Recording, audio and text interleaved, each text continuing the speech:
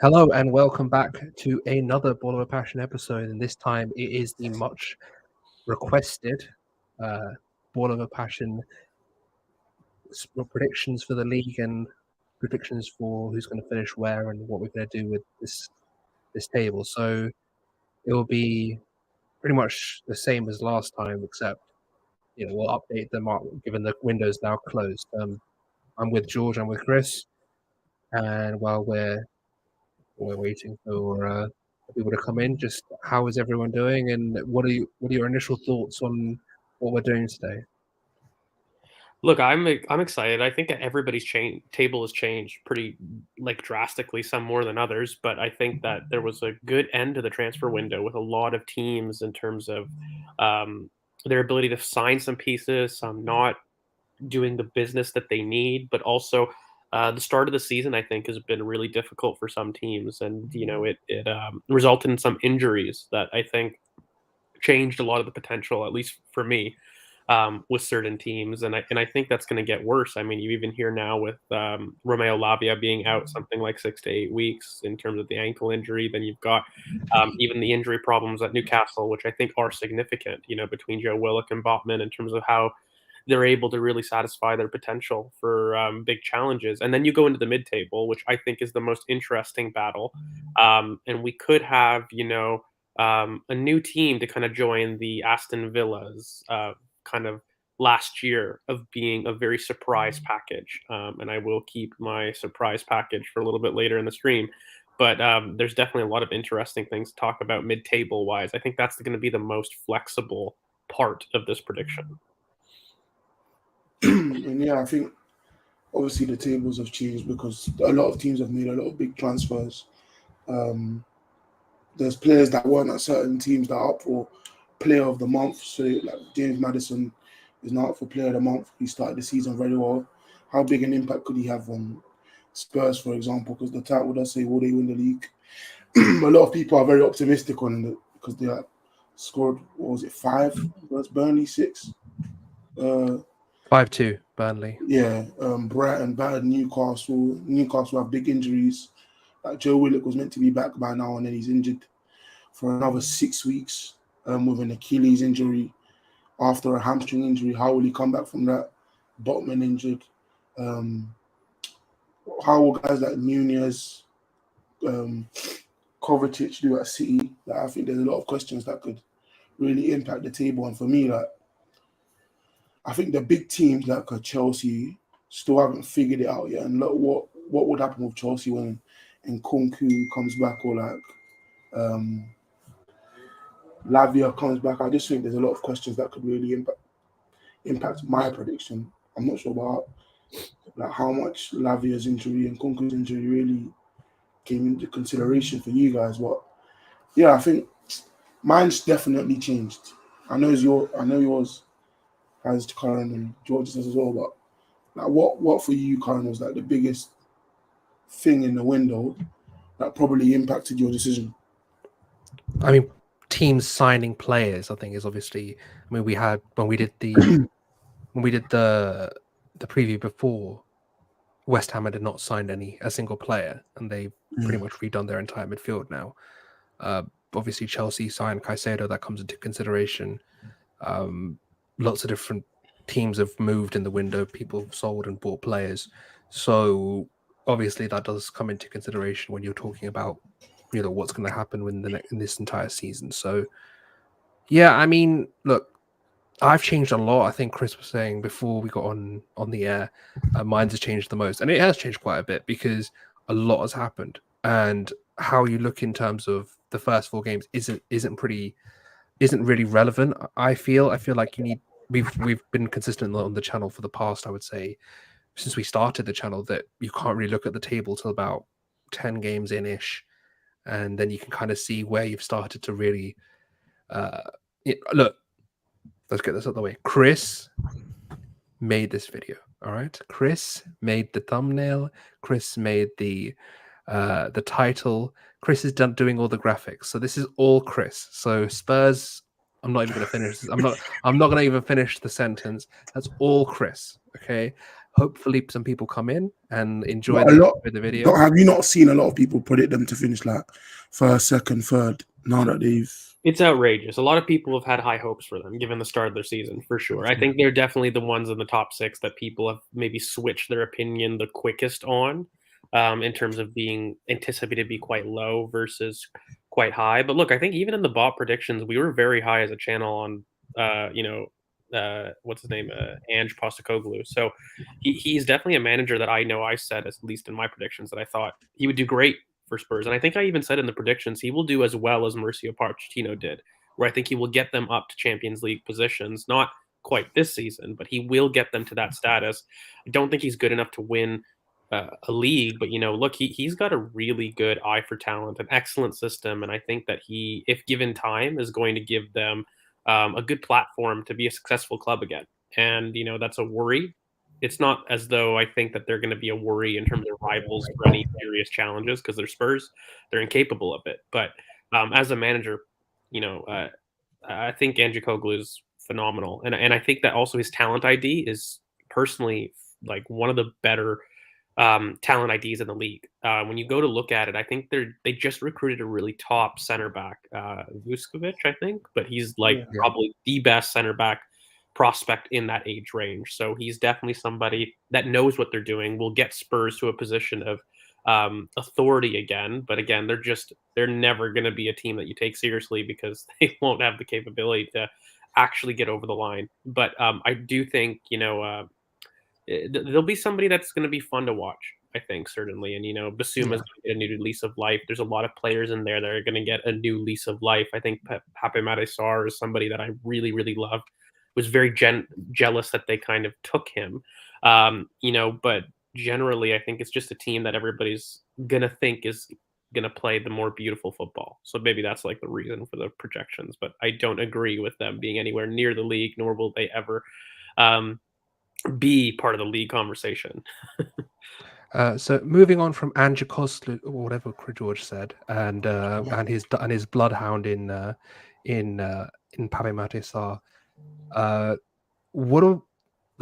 Towards the end of the window, we thought from where we started with our predictions, what was the biggest move, do you think, going into your mind when you made these tables, both of you? The big thing was Forest for me, like the potential of Forest in terms of getting Callum Hudson-Odoi in addition to Nuno Tavares with what they already had in Alanga and Awanihi. Like, I think that's a serious attack. I think Cho for me is huge. I thought that, again, for me, Fulham's position really depended on them completing Callum Hudson-Odoi. And I think that, for me, that was probably the best signing for the money that's happened later in the window. There's been a couple interesting moves, but for the price, because what did he end up going for again? It was like 5 million. Exactly. And I think he's easily worth a 40 million pound player in terms of what his production is going to be. Like, I think he'll get them at least 10 goal and assists during the season, which is going to be huge for them. So that, I think, is probably the best piece of business I saw, hence why Forest made a very interesting change to my Premier League table. Chris? I think Mitrovic being confirmed gone and seeing how they operate without him was big, because I think the first game was only won because he came off the bench, and as soon as he's gone, they can't really replicate that same threat without him. I do think Forest, obviously Tavares, Cho, that they make Brennan leaving.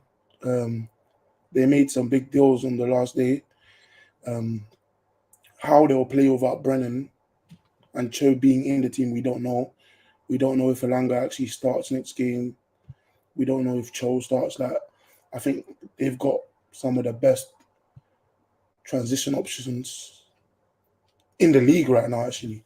With Awani, even Chris Wood off the bench. Like, I think they've got... They got Sangare as well, mate. Like, if you have a look at that, like, back three, the 3-5-2, if you want to call it that, or even, kind of typical back five with Nuno Tavares as the wing back, and then you're looking at what Callum Hudson-Odoi and Alanga and Awanihi as like options in a front three is some serious business. And I think Sangare, even though I'm not as high as people that were as high on him originally, I think he's a brilliant player for Forest, and I think he's going to give them the platform to really let those three shine. And I think if Callum Hudson-Odoi plays on the same side as Nuno Tavares, that's pretty box office in terms of dribbling ability and having Sangare to fill in and be the protection for that side. Like, that is a very nice looking pod of three. And then you go back, I think Alenga is the perfect kind of complement to Awanihi, who I think is a great transition monster, but I don't think has the best technical security. So he needs space to run into. And I think it's been a very well constructed squad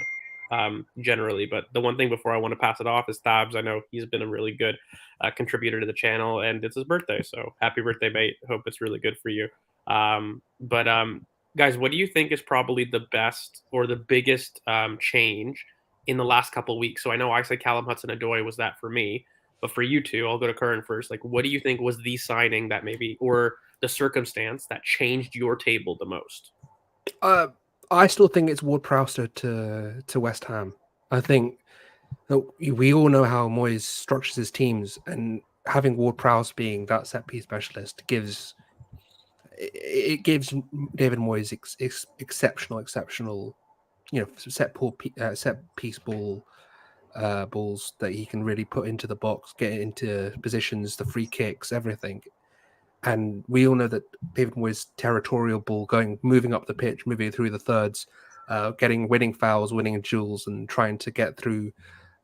Maybe even counter-attacking football. His ability to really do that, I think, really influenced my thinking personally. I don't know about Chris, but that was, for me, a massive move.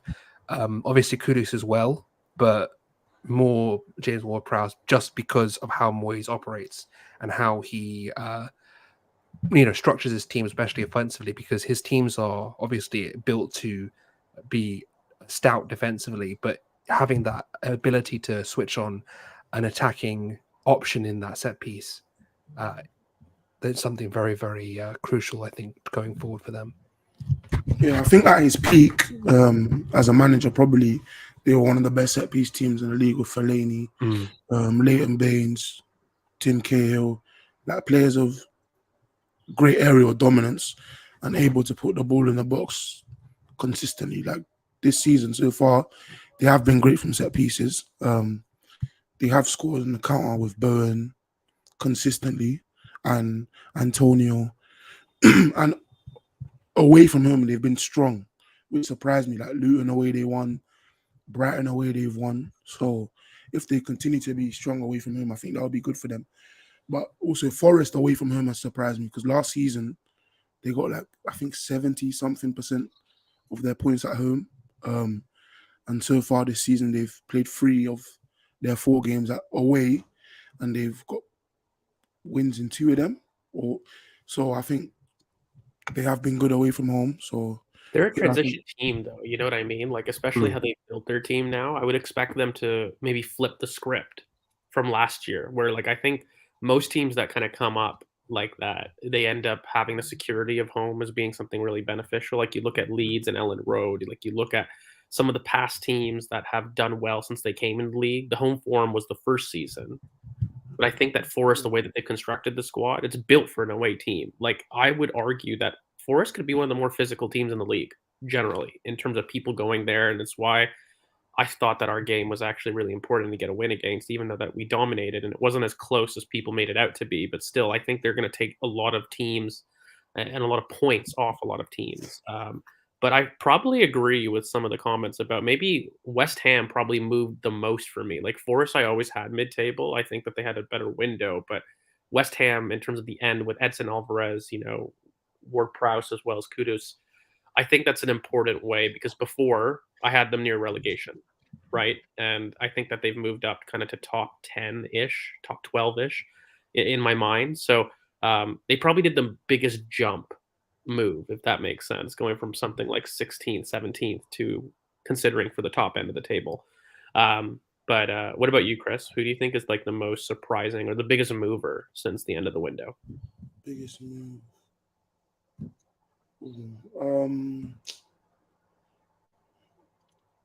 I'm actually not sure. I think maybe Everton downwards.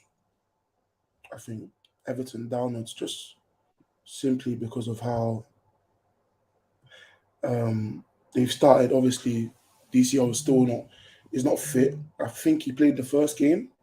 If I'm not wrong, he did play the first game and then got injured again.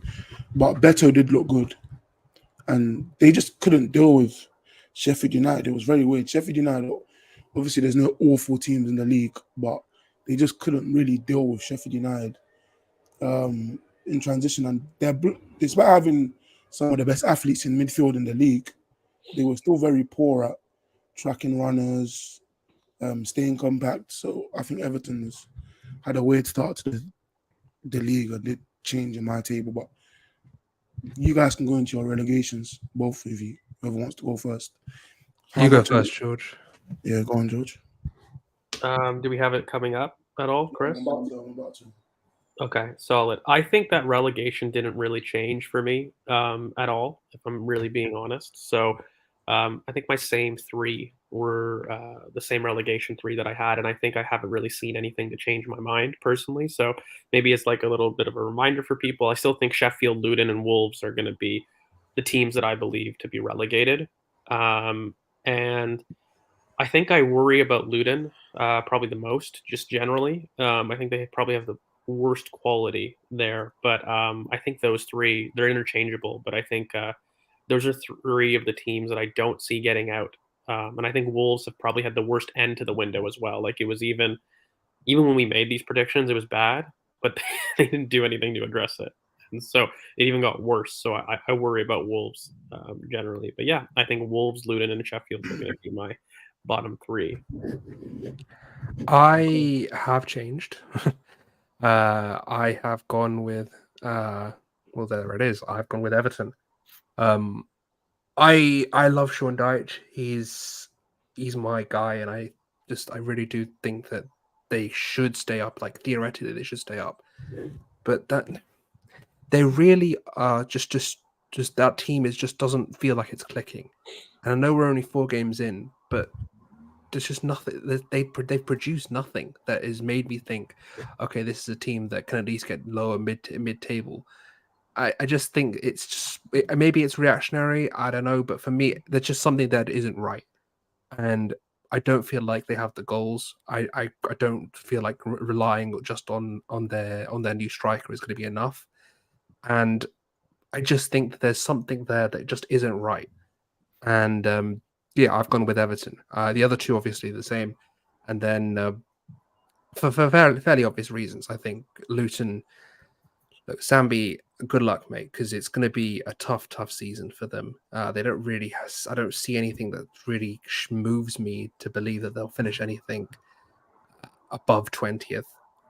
I personally think that hopefully they don't turn up to be one of those historically bad teams like a Derby or something, but it's just not looking good for them. And as for Sheffield, they produced a bit of a fight at Man City, but they just can't. I don't see them getting a lot of points either. So it'll be interesting to see how they do. But yeah, I've gone with Everton. I know it's going to be a bit of a shock to the guys, and it is to me as well because I do like Sean Dyche, but is it going to be enough to keep them up? I just don't see it at this point. It feels like there's something just not right there, and it's just a complete gut feeling. It's not really a metric that I can pull out to be like, oh, it's definitely this, and this. I don't feel like they've got enough goals, and I don't feel like they're secure enough at the back.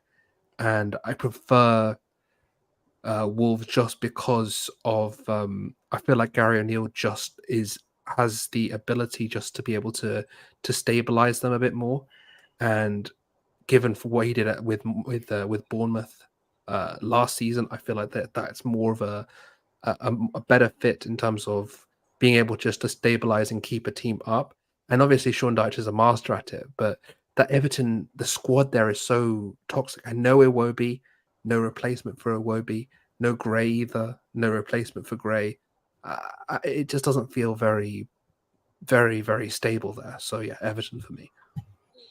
It's such a shock. I can't lie. Oh, I mean, I think that the Andre Onana midfield in a Amadou Onana. well, Andre Onana Amadou is Onana. the goalkeeper. Yeah, sorry, Amadou Onana. But I think that midfield with Beto is going to be too good to not get them above relegation. I don't think that it's far, but I think that would be a really big shock for Everton, and it would be their first relegation in the Premier League. So like, that's a big ask for me. But what about you, Chris? Yeah, I don't think Everton get relegated. I think what I saw in the Sheffield game defensively wasn't great, but also I think Danjuma should have scored. I think Beto should have scored in that game as well. I think they created chance. Beto's Well, great. Danjuma did get saves them. Beto is great. Danjuma did get a goal. I quite like. He did get a goal, but he better, should have scored more. Like Beto went on 1v1 on his left foot and put it maybe 10 yards wide. I just think when they get more comfortable, I think Beto as an outlet with Danjuma running off him is too dangerous consistently for them to be relegated. I think they'll have too many goals to be relegated. And I think second half of the season, I think they'll stop conceding as much. I think they'll settle down because they're playing without Calvert-Lewin like consistently now. I think they'll get a lot more used to it than always thinking, how do we change when he's back? Like they've got a replacement that can replicate what he does for them rather than switching the dynamic up top when he's gone. Like before, they used to have to put Danjuma up top and it's a different dynamic. But with Beto, it's a lot more similar. So I think, yeah. What about the Everton lack of will be Iwobi though? That's my main thing. No Iwobi would be.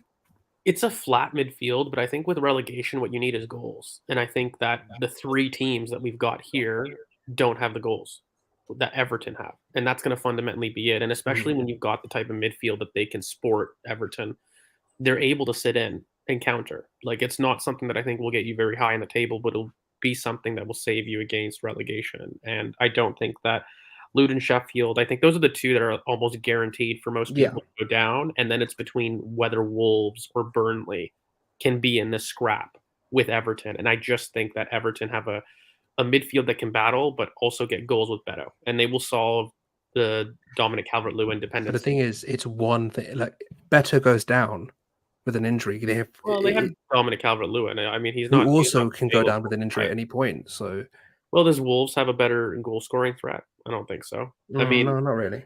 And I don't even think. I just feel like Wolves are a bit more compact. Beto doesn't get injured though. Like, he doesn't. He doesn't get injured. He's missed, I think, 15 games in the last 3 seasons. So yeah, he doesn't very really get. So having that as a backup to Calvert-Lewin, I'm not sure what they do when Calvert-Lewin's back, but having that as a backup to someone's very injury proneness, I think perfect for them. Like he played very well with Sheffield, apart from the finishing. But yeah, you guys can go into your 17th to 13th, so just below mid-table. Right.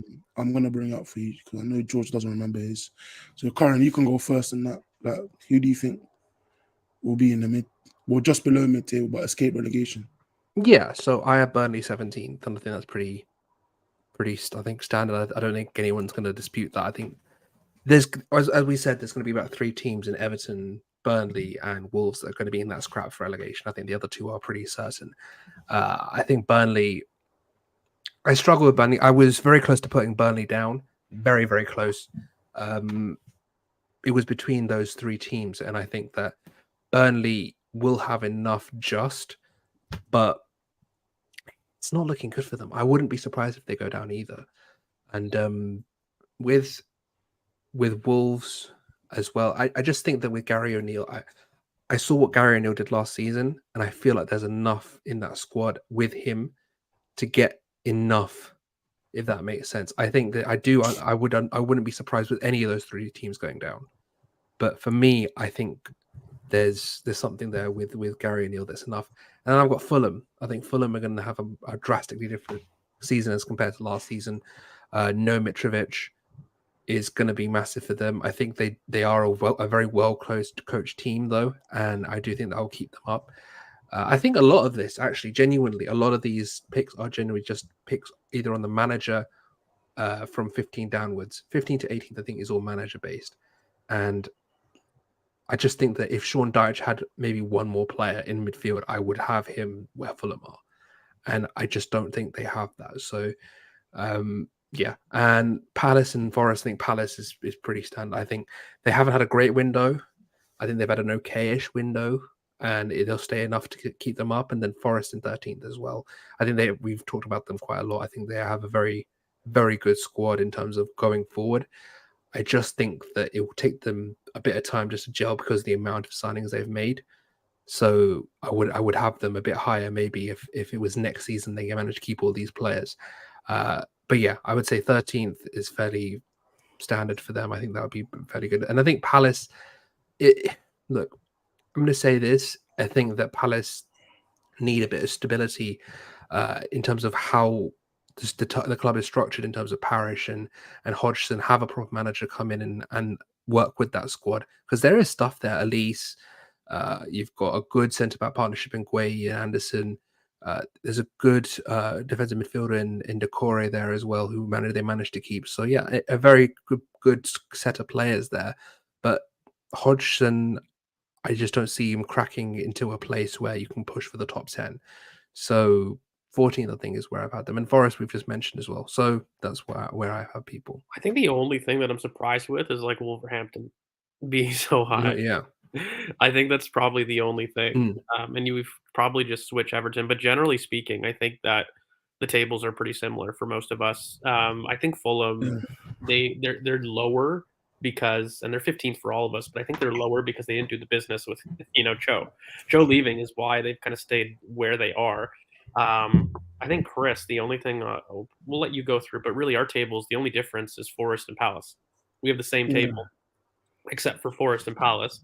I think Bournemouth are going to suffer more than people think. They had an exciting transfer window, but I think that also comes with the idea that it was almost scattergun. It was very exciting in terms of the type of profiles, but I think that Forest had more of a clear plan for me. And so I think that's why I think I still have Bournemouth a little bit lower. And I just think that the way that Forest have constructed their squad is why I feel it's a little bit better than Crystal Palace, even though I think Palace probably have the better quality squad. I think that Forest had the better window, that maybe their structure is going to show through a little bit more.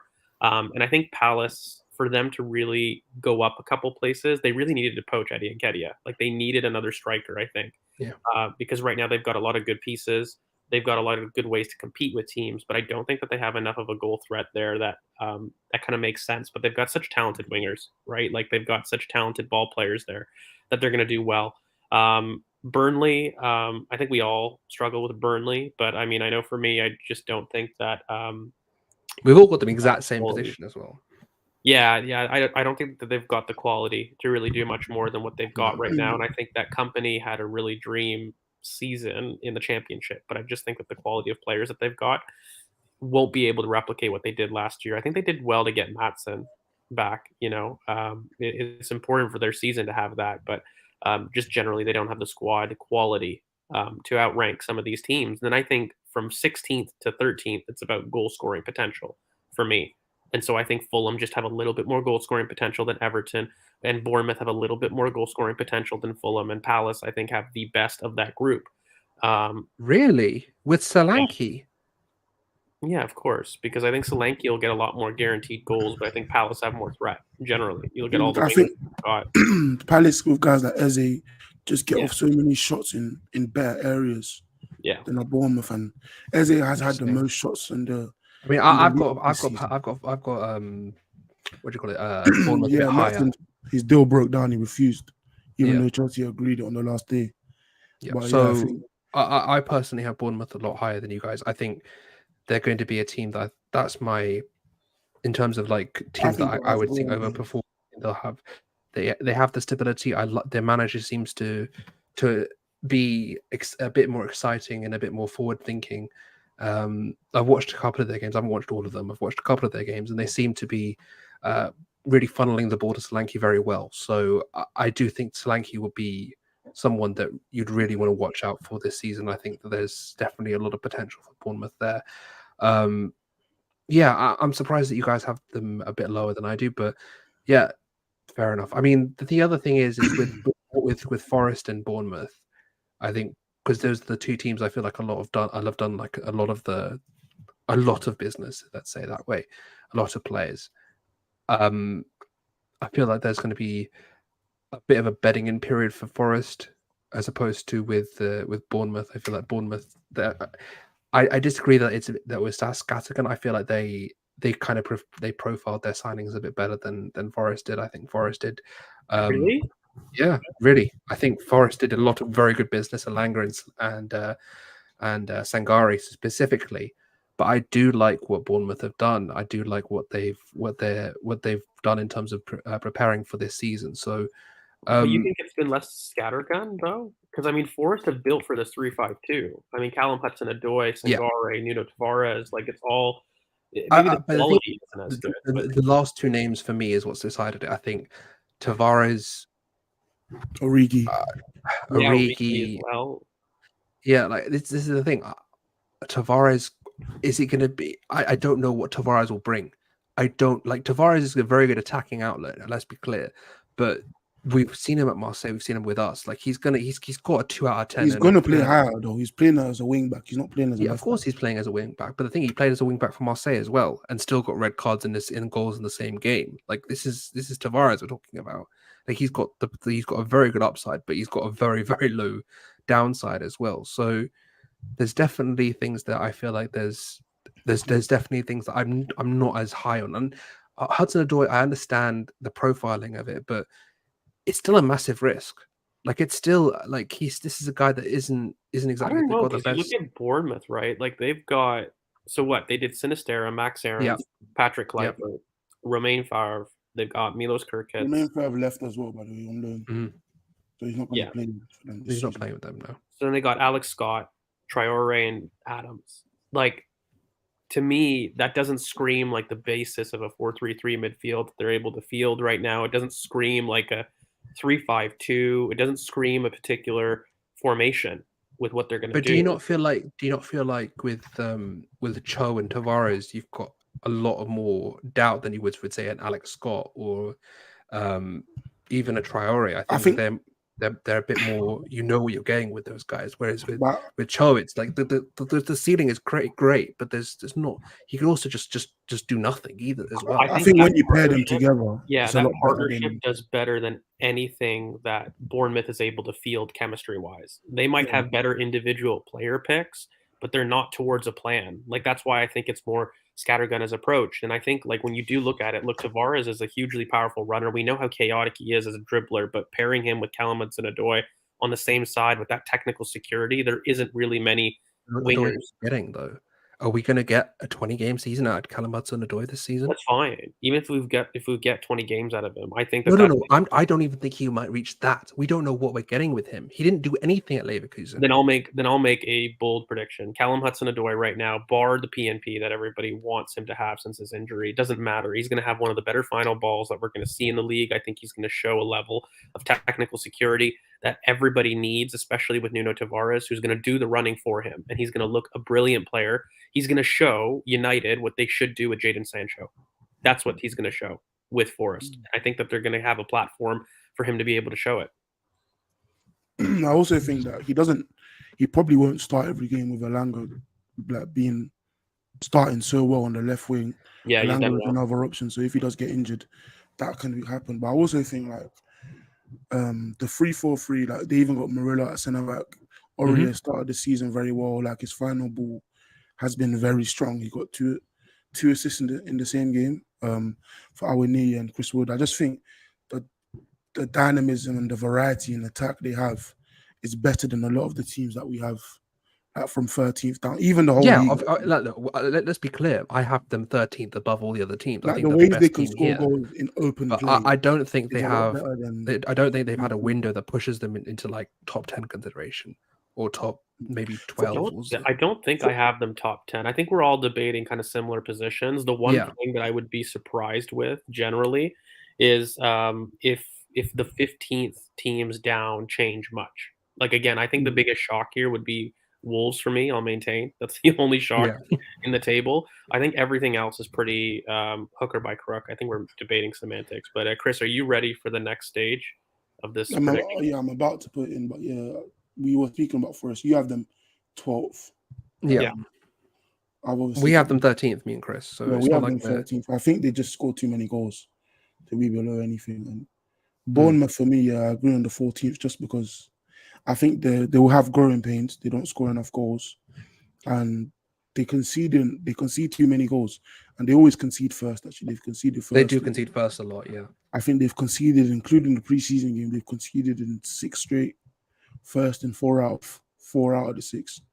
So I just think that they're gonna grow a lot and we'll see by where I have them. I think they're a team that a lot of people are really, I think, not doubting, but I think there's something a lot of teams are going to sleep on, and they have a lot of ways that they can hurt you. With Solanke, Alex Scott is a good pickup. I really like Alex Scott, and I do think that they do have the ability just to kick on. I think they've started fairly well, and they have the ability to really kick on. So I mean, when Chris has it up, you'll see where I have them. I think Chris, where did you have Palace? Did you have them 12th? I had them 11th. So why do you think Palace above Forest? I think the goal scoring potential I think the guaranteed shots that Eze provides is more than anything those other mid-table teams can provide. Obviously, Eze does have the most shots in the league so far, and that's without Elise. They score very regularly. They probably should have scored against us before the red card. In the first half, they created some good chances. Yes, there's a bit of optimism and so. But I think guys like Palace, the defense is just very good 1v1, very solid. Obviously, set piece threat with Anderson and Guehi is bigger than a lot of teams. And then they just don't concede as much. Like even when they concede a lot, it's probably just 2 goals. Palace is crap, not true. But yeah, I just think they just can consistently score goals through someone like Eze regularly. I do predict him to get 20 minimum goals and assists this season. I think he gets a good number of goals, especially on pens. So yeah, I think Elise and Eze, when he's back, obviously Elise just will consistently get goals versus every team. What is the next set of criteria? Is it to Europe, or are we doing till 9th, or how have you structured this, Chris? 8th to 12th. 8th to 12th. Yeah. So, do you remember yours, George? No. I thought not. I can tell George his if he wants. Yeah, I can go and do mine. I can read mine. I remember having it out here, but I think mine started with Forest at 12, and then I've got West Ham, Brentford, Villa, and Chelsea is my 8 to 12, and I just think it kind of again goes to me into the most organized. I think West Ham shot up the most. They did the best in terms of changing their fortunes with midfield, but I don't think that they're above Brentford or Villa as being some of the top 2. I think Brentford is like the king of the rest. And Villa have done really well as a transfer window in general. Like I think they already started, they kind of changed their fortunes last year, obviously with Emery, but I think the way that they had their window was really great to what an Emery team will need. So I think they're going to do well. And I just think that without Tony, if we had been talking about Tony being there for 4 months, who, by the way, I think could move in January anyways, like even though that they don't have Tony, I think that question mark for me is why I've got Brentford just below Chelsea, who I think have been really struggling with this window in general. Like you look at the injuries that they've been able to do and what they ended up doing.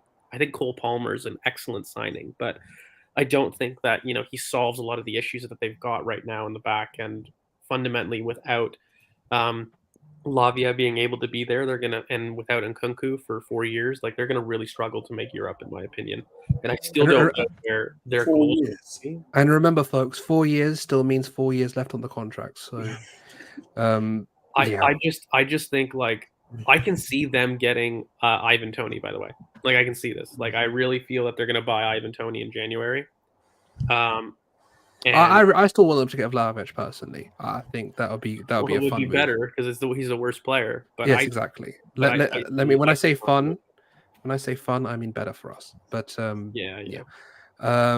Look, and I know people because the thing is, Chris and George have been a lot more higher than on my 8th team than I have them. But I've gone 12th Villa, 11th Brentford, 10th Bournemouth, 9th West Ham, and 8th I've got Brighton. So yeah, I know. With Ansu Fati. With Ansu Fati, yes, with Ansu Fati, because I still don't think that he's going to have the impact that people think that he's going to have. As a backup. As a backup, and the fact that I don't know how many minutes he's going to actually play I because think we'll get a lot off the bench and in the And cups. Cisso's injured. Enciso's injured, but but I don't know how many games of Ansu Fati I'm getting. It's the same as Cho. I don't know how many games of Ansu Fati I'm getting. Like, Okay, so am I take getting Ansu 5 Fati, what games, about 15 games? How many games am I getting? look at their attack, mate. Like Yes. look at their attack. You still got them 8th with that kind of Correct. and their midfield depth. And their midfield depth. Correct. I still have them 8th because I just don't see them having. Look, I hope so. Look, so I genuinely think that they will do well, but and there's a massive but. Oh, my goodness. I do think that they've never been in Europe before, and we've seen how that affects teams. I don't know how they're gonna handle it. I don't know how they're going to look in terms of going forward as a unit. If Wow. it's down to Milner and Gross, if it gets down to it, It's been a so while. Leave it. no, I know that you guys are going to have them like 6th or something, or 5th, or even 4th. But for me, I The think last one was right. yeah, I think that they're going to finish pretty low as comparison to where they finished last season. What, 6th they finished last season, or 7th or something like this? They finished 6th, didn't they, or 5th?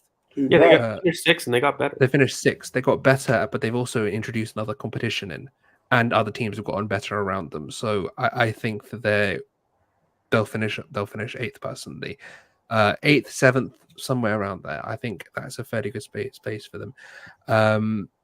Do you think they finish higher than Chelsea? I think they finish lower than Chelsea. I'm very sure they finish higher than Chelsea. Here, look, we'll talk about it because I think this is maybe the more debating one, clearly, because I think I don't know. I think that with Chelsea, the biggest thing is it's not just goals for me; it's the injuries. I really think people aren't understanding how big Nkunku and Lavia being out are to their team. Let alone the fact that when you start to look at it, they seem to be insistent on playing Thiago Silva, and he's clearly not. He's clearly not the best defender for them. Just to be clear, I have Chelsea 7th. It's not like I have them 4th or anything. Oh, no, I'm just addressing the comments because I think there's a lot of people that are maybe a little bit surprised about the Chelsea takes. But I think, the big thing for me is going to be goals. They're not going to be able to have the goals that they need. And I think that they're not going to have the balance in the squad that they need. Reece James being out again. Guys, Reece James and Nkunku, as well as Lavia being out. I don't care who you are, and I have to be fair, but you cannot get a top 4 challenge, in my opinion, with having those 3 out for significant periods of time. We're not talking about a couple weeks, 6 weeks. What? Nkunku's back when, guys? He's back in December? Yeah. Potentially. Reece James is out till when? I don't think have we got a confirmation I think about it was November. A couple I think it was November. I'll double check. No, you take that comment away. We don't need that. I love you, Mush, but sorry. It's just when you've got that in there, I don't see, guys, how we can get the goals and how we can get the midfield working in the manner that they need. And I think that actually, ironically, Cole Palmer is a better profile for the right wing for what they need, but Sterling started there off in like a burn. Like, I don't know how they're going to move Sterling, who's been their best attacking outlet right now, to accommodate Cole Palmer.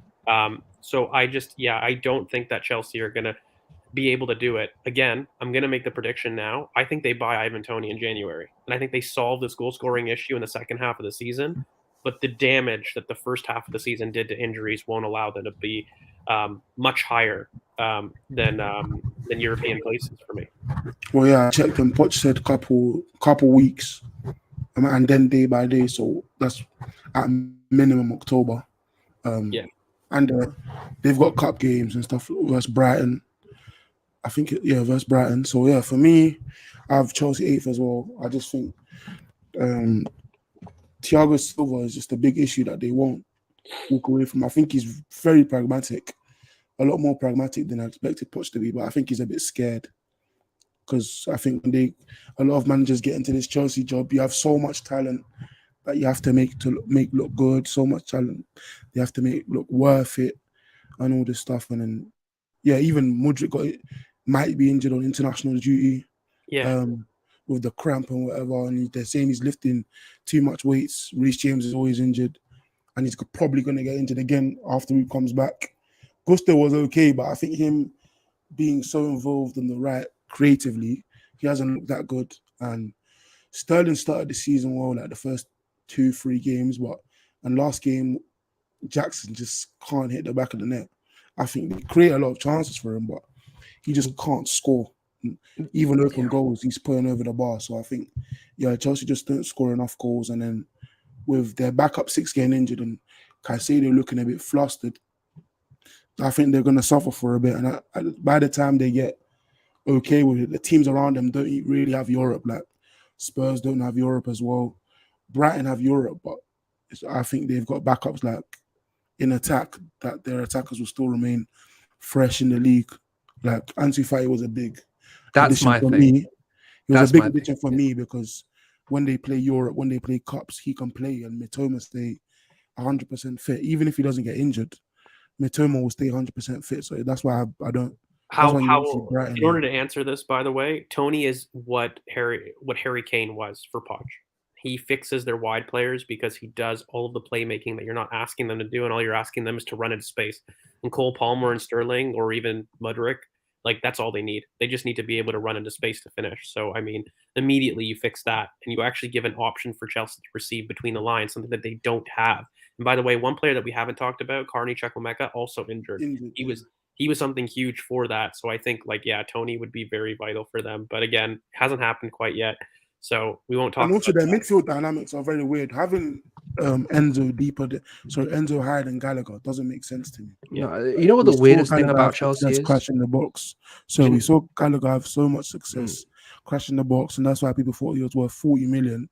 And now you're having him deep in build-up. It doesn't really make sense. But he did okay against Liverpool. He was decent against Liverpool in build. But the main thing for me, and this is what, but the thing is, the weirdest thing, you mentioned the weirdest thing about Chelsea. The weirdest thing about Chelsea for me is Ben Chilwell and Levi Colwill. I don't understand what this whole I'm playing Ben Chilwell as some sort of free playmaker in the final third, left wing type deal is. I've seen him literally be in zones I'd expect James Rodriguez to be in before. Like I've seen him literally in zone 14 waiting for cutbacks. Like, what are you doing there? It makes no sense. But look, Chelsea, for me, I agree with what most of you guys have said. Just to be clear, like my prediction for Chelsea is pretty much the same. I just have them 7th partly because I want to see it in the Conference League. But Brighton, we already did it, but I won't go back. Brighton's the biggest surprise here, but I kind of want to cause some controversy because rarely do me and Chris disagree. But I'm surprised about. I wanted to ask you guys on Villa because obviously, George, you seem a little more optimistic on them compared to me, and then you seem a little more optimistic on West Ham. And for me, the reason I have them below like a Brentford or Palace, I just think we've seen both managers when they get late in Europe, they will always prioritize Europe over the league. Emery did it for us and Villarreal. He will do it at Villa, and Moyes did it 2 seasons in a row.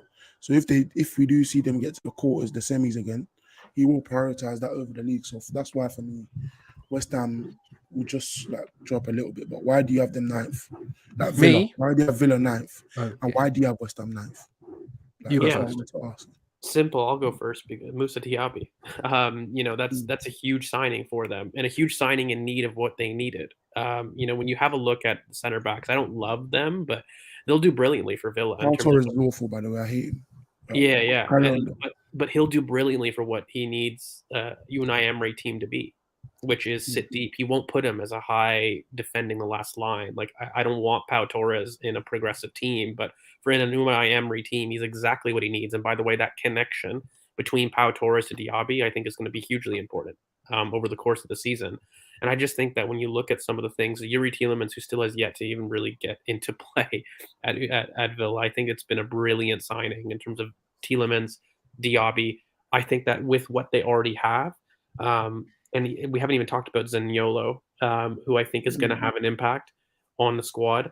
I think that West Ham, the one interesting thing between West Ham and maybe Villa, and what's lacking between the two, is goals, guaranteed goals. And I think both have question marks in their midfield structure, but both have negative managers that have not shown an ability to balance the Europe, by the way, in Moyes and Unai Emery.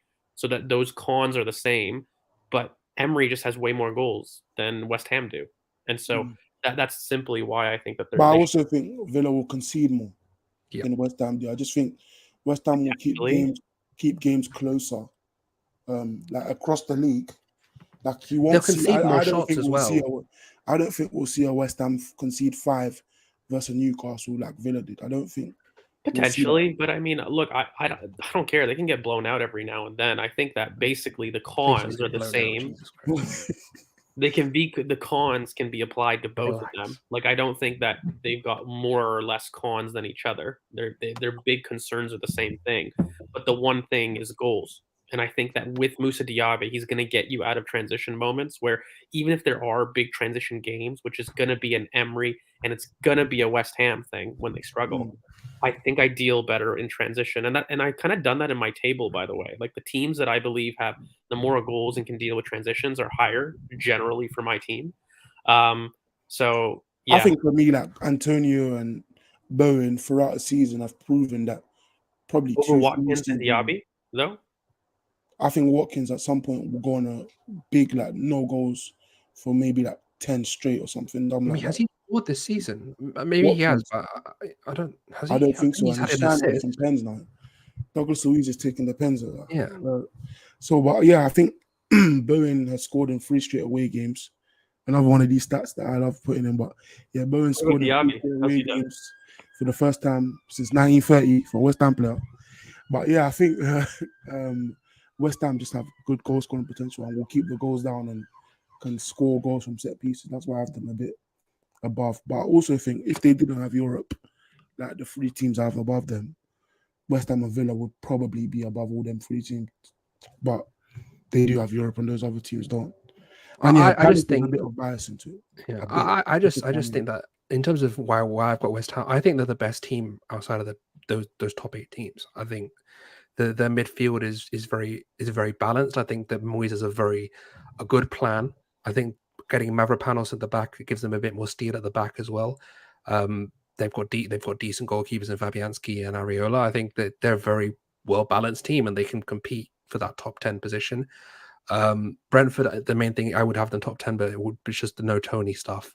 I think that really hurts them. And then Villa, I just think, look, when you have an Emery team that doesn't have an elite shot stopper like we had with Leno at Arsenal, the amount of shots that they're going to concede, I don't think I'm not as high as they. I think they'll score a lot in transition. They'll score goals. It's going to be standard Unai Emery ball. I'm going to score a lot of goals. I'm going to concede a lot of balls. This isn't Villarreal. He doesn't have the team to set up in a low block. His centre backs are Pau Torres, for God's sake. That's not exactly going to fill me with.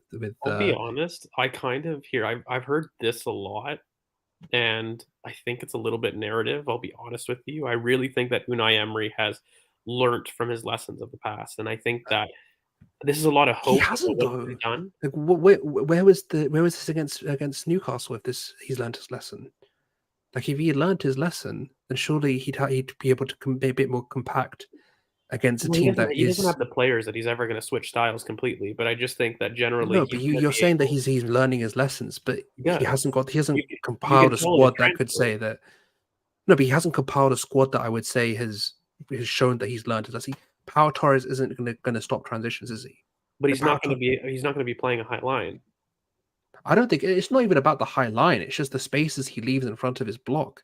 Like no, I think if anything, Pau Torres speaks to like lessons learned. If anything, he's trying to do an Anderson, in a sense of being able to build a connection between him and Diaby.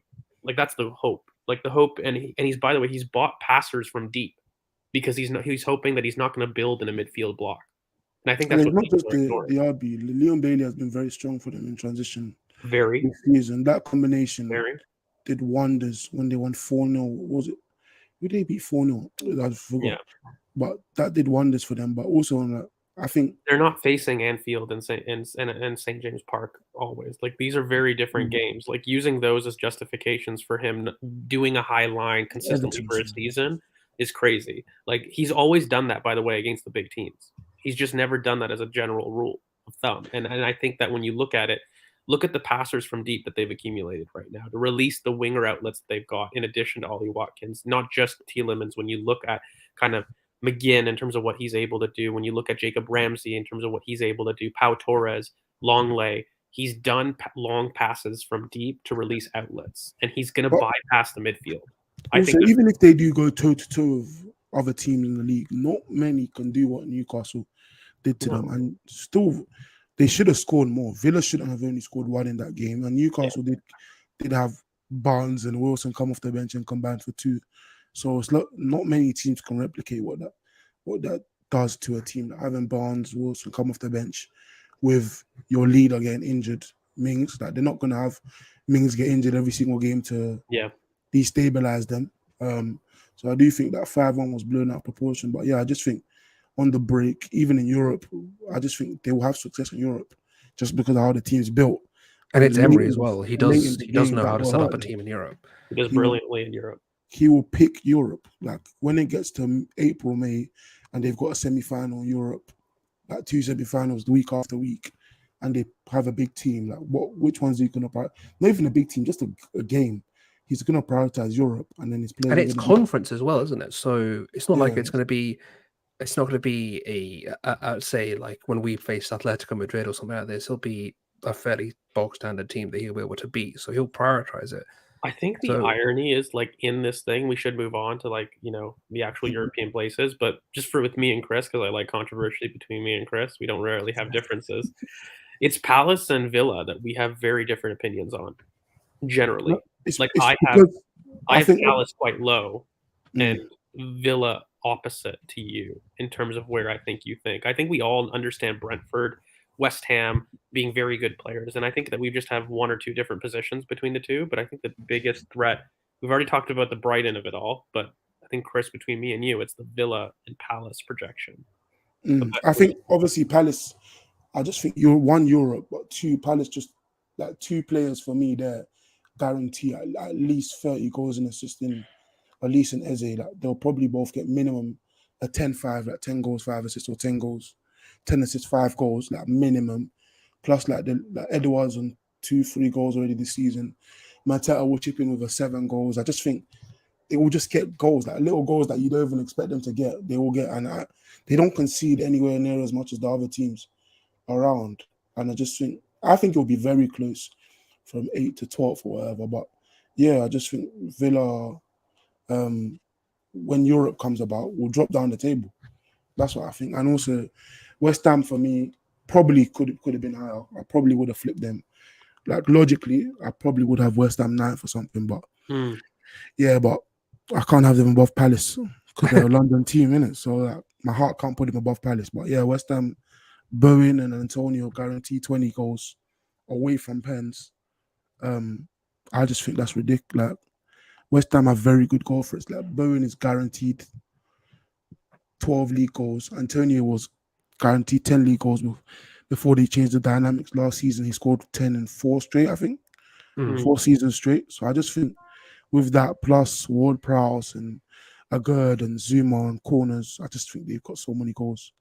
But I put them 11th. I would have them higher. And I think we do definitely got to move on. The one irony, by the way, is I really think there's a sharp, if I'm going to do my Nostradamus George, the Eddie Nketiah January transfer is going to be something that I'm interested in. Like I look at Brentford and I just think that with Tony possibly going to Chelsea could propel them high up the table. But I think that leaves basically a couple teams in Palace and Brentford that would be vying for Eddie Nketiah, and he would have a space, especially how Thomas Frank is built around Mbeumo. I think that Eddie Nketiah would work so well at Brentford. Like if I was Eddie Nketiah, that's where I would go. We have a great relationship with them with the Raya deal and everything.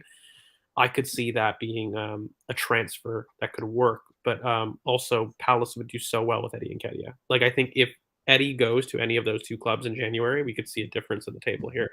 But we have to go into Europe because it's almost an hour in. We got to get through the good stuff. So, Chris, do you have that stuff ready? I'll put it up as you speak, but 7th, me and you have the same team, and Karen has a different team. So, Karen, who do you have 7th? Before I put it Who do you think I have 7th?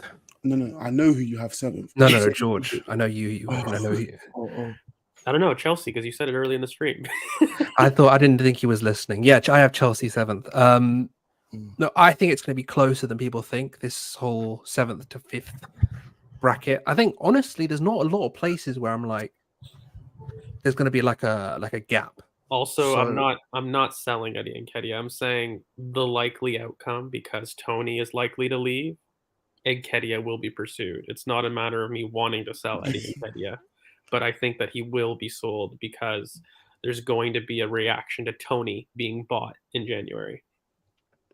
I have them 7th. I think, as you guys have mentioned, the injuries are, going to have to be addressed, and they can't buy more players. The transfer window is over, so they can't exactly go and win more transfers. You have to actually win some full matches now. So I just think that there's not enough there in terms of a midfield balance. Everyone on the channel has always had a big love for Leslie Ukuchakwu, but he's not ready. We always had him as a backup to Partey, who could be bought through. I disagree there. I think. So, do you think Leslie's ready?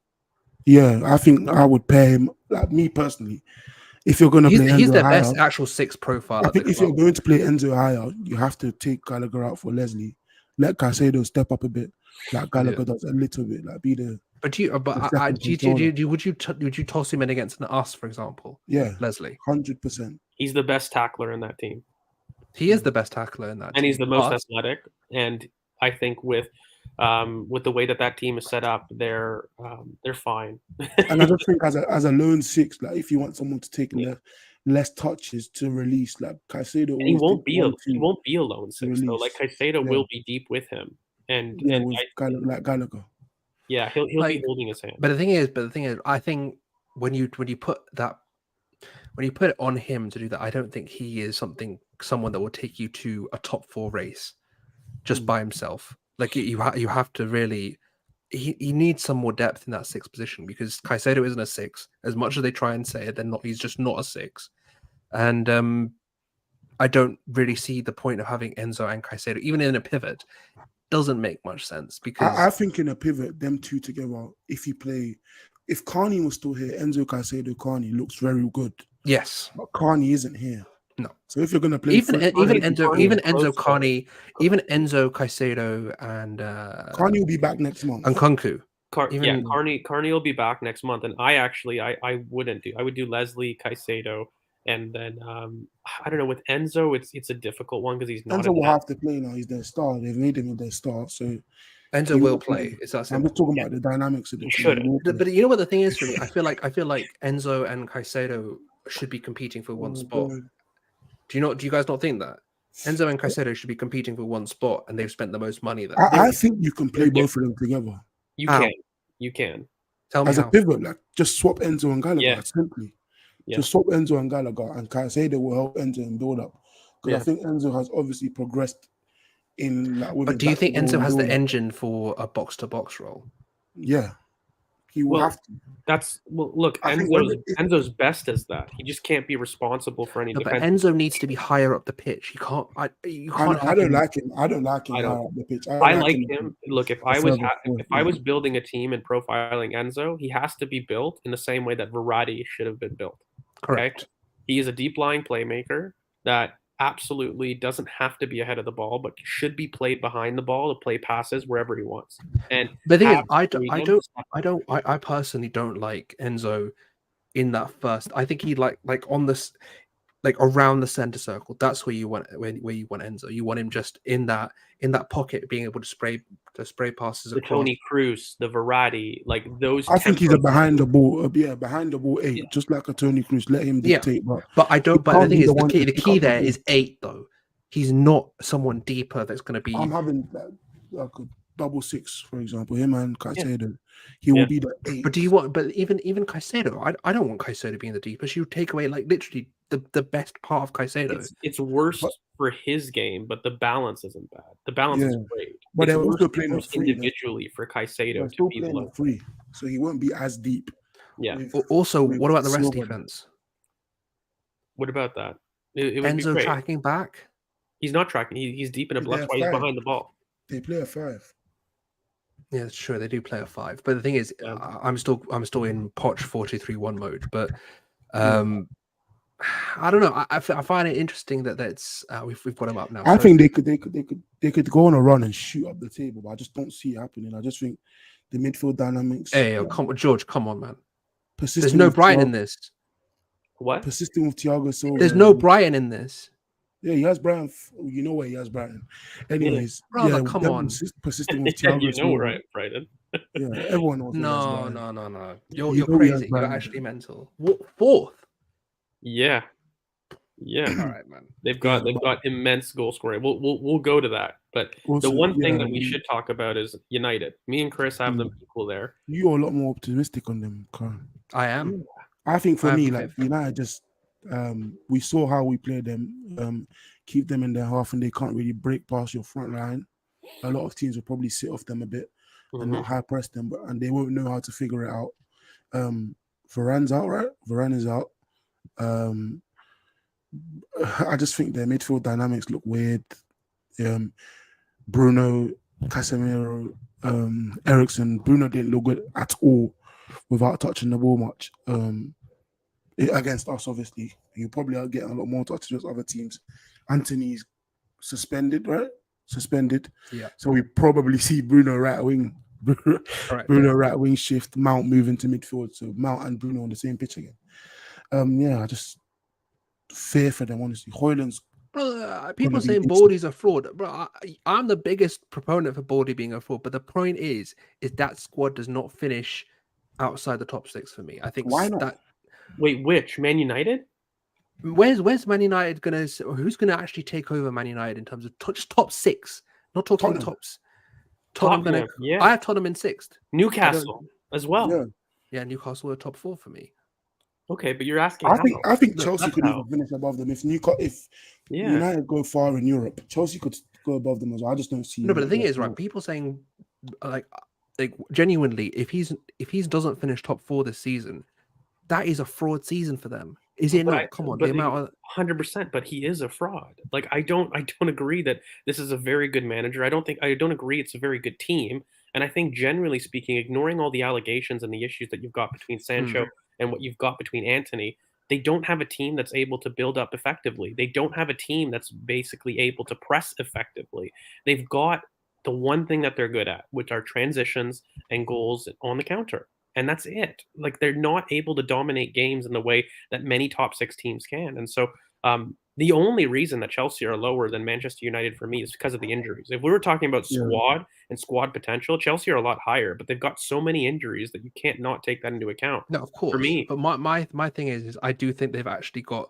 They're going to put Rashford back in his best position now, which does help them a lot in terms of just being able to hit, because you just mentioned it's transition football, and it is transition football. Yeah, but having Rashford on the left wing actually having in the space. In order to become fifth or even enter for the top four, you need to do more than just transitions. You need to be able to dominate games. But Ten Hag literally proved that wrong.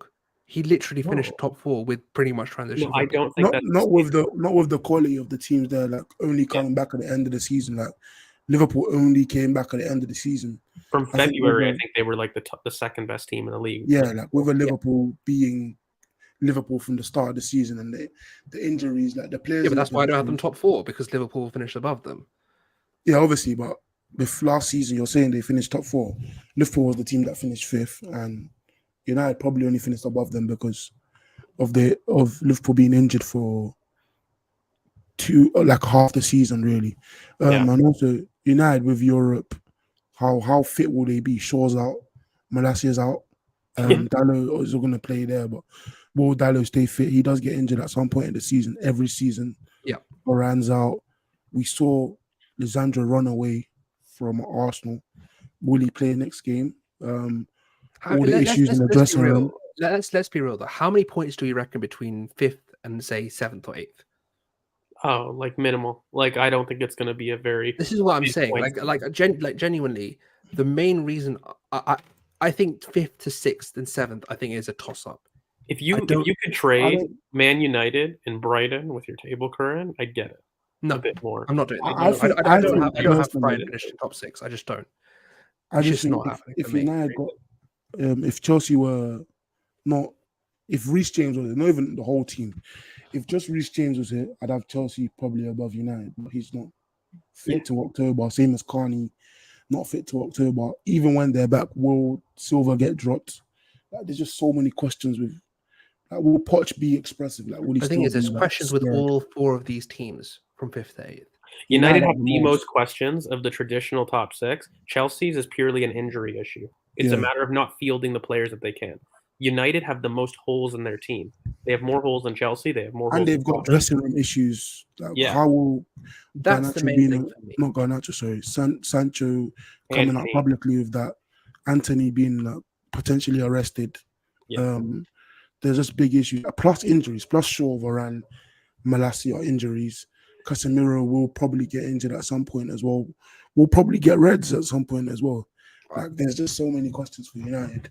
All How right, would let's move into top 4 because George does Tottenham. have to go Let's in a talk bit. Tottenham. Tottenham. Why do you have? We all have to the title did say will they win the league? That was me clickbait. But yeah, I think Tottenham Defensively, they're will fall crap. off. Let's be honest. I think they fall off. Let's be real here. Defensively, they're not all that. Not just defensively. I think when they get a bit of respect, Son and Maddison will be able to break down teams. Second half of the season, when same thing we saw with Maddison Newcastle, injury issues as well. when they get a bit of respect, they won't be able to break down teams.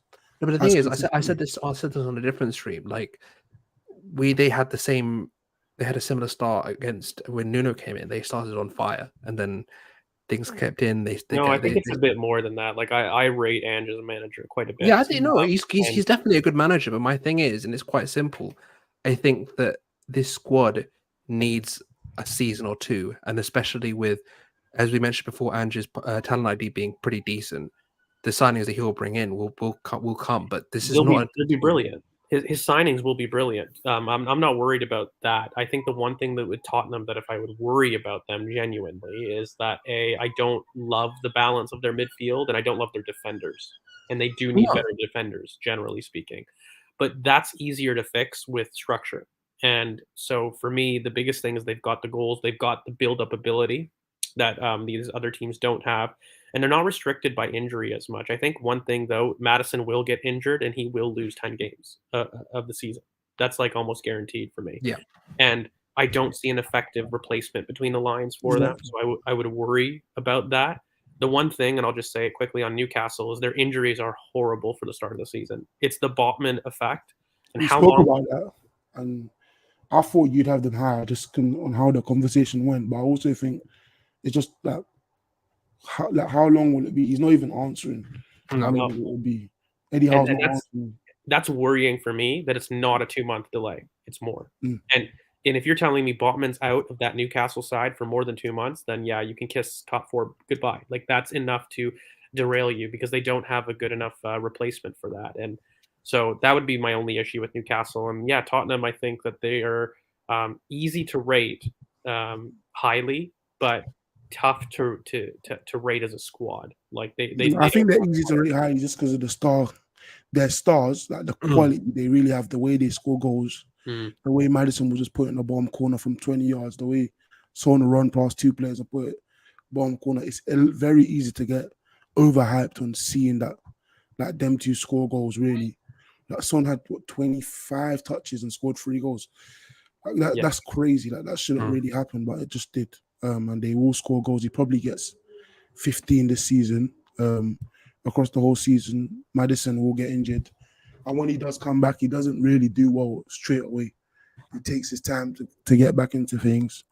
And yeah, for me, like when Maddison's injured and we probably see Lo Celso or Bentancur replace him, I'm not sure the impact they will have when he's down here. And Brighton, for me, just have some of the best attacking depth in the league. Well, I was going to ask you why Brighton not top 4, because you've got Spurs there that are I've got Spurs 6th, and then you've got, I'm assuming, Newcastle 4th. Yeah. Why do you have Newcastle above Brighton? I just think Brighton, when I watch their build up this season, I think they will get overconfident at times in their build up. I know why Curran has them low, because he doesn't like deserve his build up. That's something he always talks about. But I just think when obviously their players are a lot more high profile, they will play in more international games this season than they did last season. And the other thing on Brighton, Pascal Gross got his first call up, for example. That just didn't happen last season. I just think their players will just play so many more games that at the end of the season it will be very tight between them and Newcastle. And The Joe other thing Willock is a lot usually of teams aren't going to be falling for press baiting this year. Like people are not going to stand off them. This whole we're going to bait, and then hit and create transitions from our own build up. It's just not going to fly this year. I just don't see it having the same effect that it did last year. And I personally think like Joe Willock won't get injured again. Yeah, so because last season I don't know, mate. Like an Achilles is a serious thing, and especially to have a post complication too. Like that's so easily to re-injure, and it's not even. No, but also I just think when he comes back, he won't start. Like he won't be forced back in. No. Just because the options they have in that position. Botman doesn't usually get injured. He didn't get injured at all last season, so this one is weird. Like him getting an ankle injury. I think it depends on Botman because look, we haven't even got a timeline yet, and I worry when you get those things. Like if it's more than 2 months, I think that's the reason for top 4. Brighton, I don't know, guys. Like they've got You don't disagree with me. I'm saying they will be there. He's saying they won't. I'm saying they will be very, very close. Not even just depth, but look at the midfield depth that they've got. Dahoud, Gilmore, Gross, Balaba, who they bought. Gilmore has been incredible this season. Yeah, Gilmore's been very good. I will give him that. Yeah, Milner, Lallana. Like it's insane. It's insane when you have a look at that squad. For me, it's Champions League quality. I don't see how they're going to do any worse than maximum 5th. Like I think they get Champions League for sure. I think for such a good team, they concede too many high quality chances. I think they give. Yep. I think they give away too many. Like I know people don't like the numbers, but like 0.4, 0.3 XG chances where like someone takes a shot like a Isak probably should have scored. Wilson did score like from a lapse of concentration late. They did concede a couple goals. Like they could have conceded versus Wolves. I just think throughout the season they will just concede these little stupid goals that will probably stop them from winning. I just think against obviously the bigger teams, they have had success actually. Versus United, versus Arsenal, they always beat us there. City, they don't really trouble too tough, and Liverpool, their games are very high. We have to beat them both home and away this season. I'm not having it this year. I'm not having it. We clearly have made a plan for Brighton. Our home game against them isn't important. Like it's not like May or April because that's when is it? A big game. It's just December, I believe. Is it not December? If it's December, then great. That's fine. I mean, I just can't have it. Not again. Anyway, have we got top 4, Chris? Oh, damn, I didn't put it in. Give me a sec. But yeah, I think everyone's is pretty similar. Everyone's the same apart from Brighton and Newcastle. So we've essentially got the Arsenal, City, Liverpool, and then insert your 4th team, which for me is Brighton, for Chris is Newcastle, and for Current's Newcastle, essentially, right? So I think the biggest debate in there is we'll address the Arsenal of it all, and then we'll probably have to call it quits, unfortunately, because I got to go. I think the biggest thing with Arsenal and City is going to be kind of the effect that January will have, and us getting to January and getting the defensive depth that we need, and the return of Timber in the run into the season. I think that he comes back in late February, and I think that he comes back to a very decent level. I don't think that we're looking to somebody that's going to need a while to get into form. And I think that when you look between us and City, they just lost so much experience in terms of Gundogan, Mahrez, I think are huge criticisms to their team. And I just look at kind of De Bruyne and his ability to really carry the creativity of that midfield without the Mahrez and the Gundogan level replacements. Where for me, it was Kovacic being the replacement along with Doku, who I think are very interesting, with Gvardiol, by the way. Nunez as well. Yeah. So I think that in general, the replacements that they've replaced aren't as good as the players that have left. And so despite me not loving the Havertz transfer, I'm very much on record that I don't love the transfer. I don't think it'll be relevant to our ability this season. And I think that City's replacements haven't hit the level that they had previously. So I would go with Arsenal being a little bit more ahead. I also think the Havertz hate is overblown. I think if he didn't come from Chelsea, I think the hate would be a bit less, just like the reputation he has. I think off the ball, he's done some very good things for us, not just defensively, but off the ball, offensively. I think he's done some good things for us. But yeah, the goals will probably come just from the chances he's getting. I think that's a good hope that the goals will come. But also, we agree on the top threes. I just think Newcastle, Brighton are really interchangeable. How? But this is the one. This is the one scenario where Also, again, I also think Newcastle go out of Europe earlier. Like their group correct. is a lot harder. So I genuinely think they I finished think bottom of their group. Genuinely. when Newcastle go out of Europe early, like, what impact does that have? Because Brighton, if they get far in Europe, we don't know how De Zerbi will deal with that. So Not yeah, well. I know some people saying City's gonna blow everyone out the water. Like, we should be on 12 points as well. We're not, but we should be on. Like the Fulham game was a very weird ending.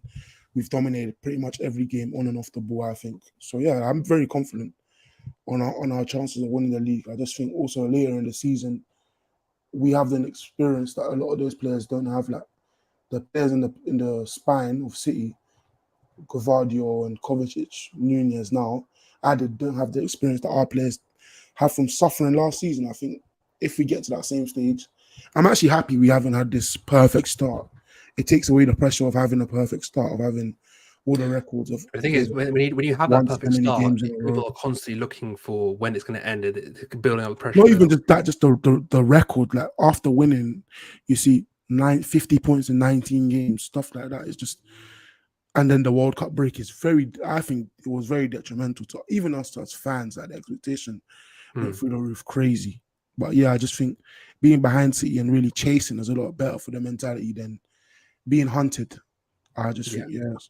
And then but this is what I was trying to say is this is the finish one between second and third. I think is the one place where I think there's actually going to be a gap. Like genuinely, I think there'll be maybe a 5-point gap. The rest of it, 1-2 points, not that far. But that second, the gap between us and City, then the third team is quite significant. I feel, especially with Liverpool, who I think is a very good team, but no 6. I don't know enough about it. They've got A6. They have got a 6. It's just not. You can't say no 6 when they've got a 6. They don't have the midfield balance that I think that they needed, and they don't have the depth at left center back. I just said they have Endo, and then you just said they haven't got a 6. No. You said they don't have a 6. Then you went. And then I said, but they have Endo, but he's not very good. So you're wrong. Anyway, I don't think they have the midfield. Gravenberch is a weird signing for me. I don't really get it. He's a very good player. Think he looks good actually. He probably will work as an 8, but how many 8s do you need with no 6s? And I don't. How many 8s do they have? How many 8s do they have? 5. 5. Yeah. McAllister. Do you include Gakpo? No. No. So then, yeah, McAllister, Szoboszlai, Thiago, Elliott, Jones. Forgot about Thiago. Yeah, Thiago won't play another 20 games this season. Right, Elliott's an 8. Well, Elliott, he is, but I also think for me, Jones should start over Gakpo in the midfield. And I think the last game, I really like their build-up, having Trent wide, allowing him to dictate from wide rather than receiving the ball centrally between the lines. That annoys me. Like when I see Trent receive the ball and turn, I'll end on this. Everybody knows. The reason why I brought it up so you can end on this. Go on. Yeah, someone did mention when you mentioned defensive depth improving in January. But literally everyone who George when he said defensive depth January just like. Look, it's my boy Diamande. I've been saying that we needed him for quite a while. I think he's just such a special talent, and of course the rumors make me happy. He's somebody that I think would really change the landscape of what we could do defensively, and he's only 19. I think by getting him, you basically secure your defensive spine for 10 years. And I just think that he is incredible. He's probably the last piece of the puzzle that we need, because people suddenly saw Tomiyasu as a central center back after one game for Japan, even though that we've been saying that on the channel here, he's more of a center back than a full since back. He was signed for so long. But I think that Diamande allows us to do something different in the back, either side. The flexibility he's got, left center back, right center back, central center back, is unparalleled on the market. He's just the best center back prospect that you could get. And while dominant right foot, he's just so ambipedal and tricky on both feet. What do you think about the allegations that he's poor away from home? Yeah, somewhat. Yeah, go. Yeah, hopes. I think they're exactly that. They're weird allegations. I think that he would be the best that we could do. It's a crazy price tag, generally 80 million euro release clause, but I just don't think that's something that we're going to be doing. And I think if we do go for that kind of player, I would be ecstatic. And I think that it'll be less than the release clause value. I think that we'll do well to negotiate with Sporting. But yeah, that is my January defensive depth ideal signing, and I think that he would be worth the money in so many ways. Okay. But But yeah, we do have to say goodbye to George after he's talked about his Diamonde in the rough. I do. Well, Well, thanks for that. Do any of your awards change? Like, any of them? Like, do you still No. have No, No, my mine awards either. are the same. Haaland still top scorer? Yeah. George, you had Rice Player of the Year, right? If I'm remembering correctly, Rice Player of the Year. I'm just going to Player check of the mine month as quickly. well. Say that again. Said after Player of the Month, yeah. Our Player of the Month, not the League Player of the Month. The League Player of the Month should probably be James. No, it should be James Madison. Yeah, it should be James Madison. Probably will be James Madison. If they give it to Rodri, I'm gonna most overrated player in the league, anyways. Don't get me But I think that's our league table. We all have Arsenal to win it. Hopefully you're right. Hopefully you're right. We'll all get into Champions League soon. Actually, that's what next week. Next week we have Champions League, right? Yeah, we've got a Europa League group, but it's all fun and games back to be back in the Champions League. Go. But thanks guys for the comments. And before I go, the boys will talk in for a little bit more, but make sure you guys like, comment, subscribe, hit that bell for notifications to make sure when we do upload. But yeah, catch you guys on the next one. Peace. Bye. In a bit, George. Right, now we can have fun. This is 4 minutes. For 4 minutes, yeah. Look, let's talk Champions League for a bit because we haven't actually talked about Champions League at all. Thoughts on the group? I think we should get 18. I think we should get 18. You'd hope, 18 right? points. No. We should get 18 points. Like, we should beat every team. What's it? Lens, PSV, and Sevilla. Obviously, Lens, but I'll say the S. Lens, PSV, Sevilla. I think first game we see the stars, the big names, the Sakas, the Rices, all of them start just to have this is the first team to be back in the Champions League, just for all the comparisons. And then second game, the rest of it, we see like the bench players or the fringe players get their games in, like the Smith Rowe's, get their chance to prove themselves. I think they will do very well. They will do very well in the Champions League, and I think resting the Sakas of the world until the knockouts is what I hope we do. I'm not sure we will, because you want the best players to get their goals in the Champions League. But yeah, I think we'll see a lot more rest. Maybe not Saka, but a lot of the players. Like, we need to. He won't rest Saka. No. We need to. Hopefully, we see more Emil. Personally, I think that's the main thing for me. Who else? Kyrgios start. I would like to see. I'd like to see Tomiyasu left centre back personally, but I would like to see him right centre back if Kyrgios starting. But Kyrgios will be left back, won't he? No, I'd want them together centre back partnership. Interesting. Yeah, I mean it could work. But again, we were talking about this before. We did not buy a right back, and that is still grating on my nerves, like genuinely. Tomiyasu, Timber. Well, Timber, we don't have Timber in January, but Tomiyasu can play there. And Tomiyasu will be playing centre back, hopefully. So, if I want, yeah, but he probably won't.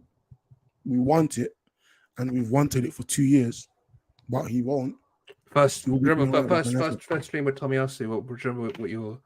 What your line was? He's a 29-year-old right back. I said centre back in a right back's body. He was Aspilicueta. Like, just move him. Stop playing him at fullback. Aspilicueta. I'm crying not to be playing there. I mean, still do a job 1v1, but he's a centre back. He's been a centre back his whole career. And when I watched him, I accidentally watched him backwards. So I was watching him in J1 League playing left centre back, and he was pinging balls to the right wing, but he was a lot slower, isn't it? But yeah, he's a. Other thing, I've got about 3 or 4 questions. I'll throw at you quickly. Sousa or Walters? Say that again. Sousa or Walters? Lino Sousa, I think he's a more mature talent. I think also we don't have what he is really in the first team. We don't have that size at left back. We don't have that pace in the wing at left back. The deliveries from certain angles, Zinchenko can do, but doesn't want to be in those positions. Like, I'd prefer to see Lino Sousa touchline left wing than Tommy Arsu, as we did have last game versus United. I'd prefer to see Lino Sousa there. But also, I think Waters is young enough to play there. The question is really Walters or Tommy at centre back, because I think what people have assumed that Walters is a right back. He's not a right back. He's a centre back. I think that's the question though, because that actually I think is the question, because we all want Tommy as a centre back, right? Yeah. And Waters we prefer as a centre back as well. But I think he's a centre back. Like, how often does he actually play right back? In unders, not really. Yeah, in unders. He doesn't really play right back. I think he's played. I remember one of the guys saying that I think it was Aaron who said that he played at inverted fullback when he went to see him at Boreham Wood once. But I think that's done that. I also think Tommy's versatility hurts us because of how Arteta views versatility and how often he uses it in certain players. Like, he's willing to play Tommy, Partey, Timber anywhere, really. Right back, centre back. Obviously, he hasn't played Partey centre back, but I'm just saying right back, right wing back, centre back, left wing back, left back, touchline left wing. Like, you'll play him anywhere because he can receive from those angles, but he can't play at all of them angles. He can receive at left wing and control the ball and do with it well, but then after, if you want him to play and distribute, he doesn't do it well in all of those angles. So yeah, for me, Tommy or Waters as a right back, still Tommy. Still Tommy. I agree. Last thing I'm going to say is before we do go, last question I'm going to say is the Raya or Ramsdale question. Who's playing Champions League? Oh, Ramsdale in the league. Right, Champions League. We have 7 games within the next month. They're gonna play at least 3 each. I'm saying 7 games because that's City's the last one, obviously. Yeah, it's the 7th. They're gonna play 3 each minimum. I think whoever plays better plays. No, Ramsdale plays versus City. It's City or City's at home. City's at home. City at home. So yeah, I think unless the Queen dies again, we'll play City at home when we actually need to. Can't really die. Can't really die again. Maybe the King will die this time. Let's just stick with that. But yeah, on the note of the pending King's death, I think there we go. That's the reaction I wanted. I think that's where we will call it. Do tune in for. I think we are going to do the roundup soon, aren't we? We haven't done it. We're going to do a draft soon as well. We're going to do draft. I think we've got a roundup to do. I want to do some things as well. We're going to talk about off stream. But yeah, there's going to be a draft. I think we'll do a post, international break roundup soon. And I think obviously we'll have a preview for. And then we have a preview on the weekend, because we play on Sunday, right? We play on Sunday. I will be going. We don't play Everton. No, Everton. Spurs, no? No, we play Everton. Spurs next week. Must be bugging. Yeah, we play Everton away. Everton away. Yeah. It's going to be fun, isn't it? Coach ride up as well. It's going to be long time. But yeah, on that note, do tune in to when we do get this other stuff out, because we do see 3 videos this week. 3 videos this week. We are really back. So do tune in. Like, comment, subscribe. Do follow Chris at CKFTBL. Unfollow George at George V_. Follow George. And you can follow me at current BoP. And do follow the Twitter at BoP Footy as well. Yep. Cheers for tuning in, guys. Thank you for tuning in. A happy birthday to Thabs again. Hope you have a good day. And we'll end it there. See you later, boys. Peace.